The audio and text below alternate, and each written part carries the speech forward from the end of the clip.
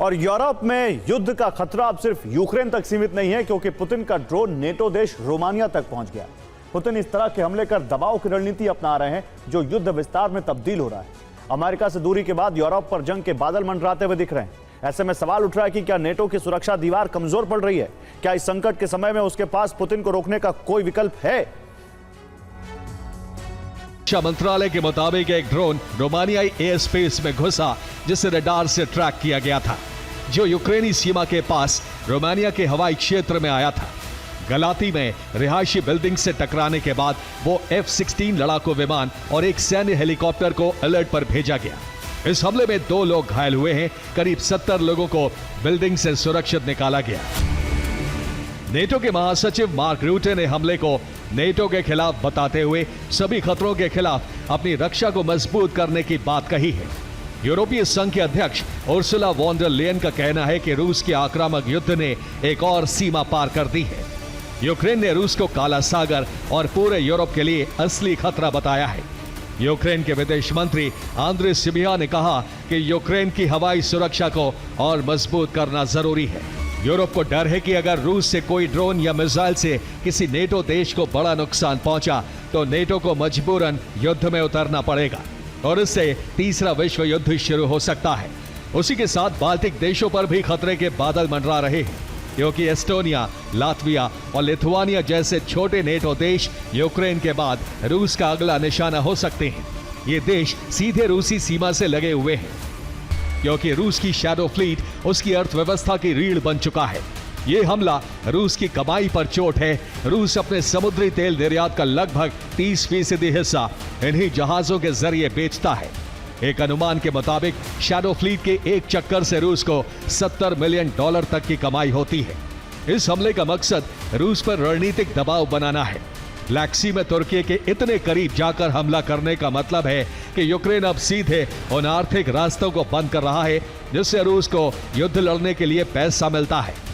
Ukraine के commander Robert Magyar ब्रोवडी ने Belarus के राष्ट्रपति अलेक्जेंडर लुकाशेंको को चेतावनी दी है। ब्रोवडी ने कहा है कि बेलारूस के अंदर पहले 500 टारगेट यूक्रेन की रडार लिस्ट में है। अगर हमले हुए तो यूक्रेन 500 सैन्य ठिकानों और बुनियादी इंफ्रा ठिकानों पर एक साथ हमला करेगा। और देखिए, एक बेहद बड़ी खबर आ रही है इस वक्त। ईरान वॉर जोन से, हॉर्मुज से नाकाबंदी हटाने को तैयार हो गया है अमेरिका। ट्रंप ने कहा ईरान के साथ डील हो गई। बहुत बड़ी खबर। ट्रंप कह रहे हैं कि हम नाकाबंदी हटाने जा रहे हैं हॉर्मुज से। ईरान के साथ डील हो चुकी है। ट्रंप ने कहा कि मैं अब सिचुएशन रूम में जा रहा हूं, ईरान पर अंतिम फैसला लेने जा रहा हूं। यह कहा ट्रंप ने।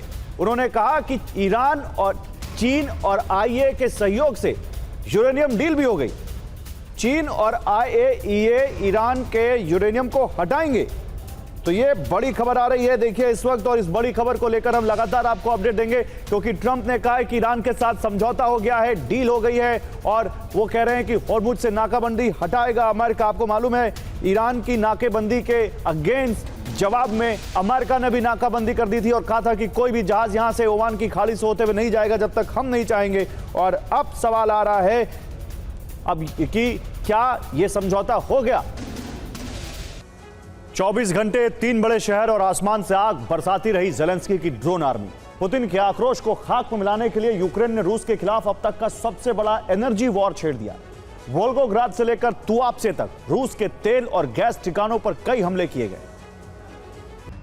इस बीच ज़ेलेंस्की ने धमकी दी है, रूस के मिलिट्री इंडस्ट्रियल कॉम्प्लेक्स को वो तब तक निशाना बनाते रहेंगे जब तक रूस युद्ध रोकने के लिए तैयार नहीं हो जाता, क्योंकि हमें स्वीडन से खतरनाक हथियारों से लैस फ्लाइंग किलर मिल रहे हैं। ट्रंप के राष्ट्रपति काल का यह दूसरा चरण पहले से न सिर्फ अलग है, बल्कि ट्रंप की महत्वाकांक्षा वाला भी है। महत्वाकांक्षा यह है कि अमेरिका की सरहद का विस्तार किया जाए, दुनिया के प्राकृतिक स्रोतों पर नियंत्रण किया जाए। और जब ट्रंप के फैसलों के खिलाफ आवाजें बुलंद होने लगी तो टीम ट्रंप ने उन्हें इतिहास में दर्ज कराने का एक नया रास्ता खोज लिया है। यह रास्ता है डॉलर पर ट्रंप की तस्वीर। जॉर्ज वॉशिंगटन और बेंजामिन फ्रैंकलिन नहीं, अब अमेरिका के डॉलर पर चमकेगा सिर्फ डोनाल्ड ट्रंप का चेहरा। ट्रंप का डॉलर प्लान, पूरा अमेरिका हैरान। दबाव है अमेरिका के 150 साल पुराने कानून को तोड़ने का, $250 के नोट पर ट्रंप की तस्वीर छापने का।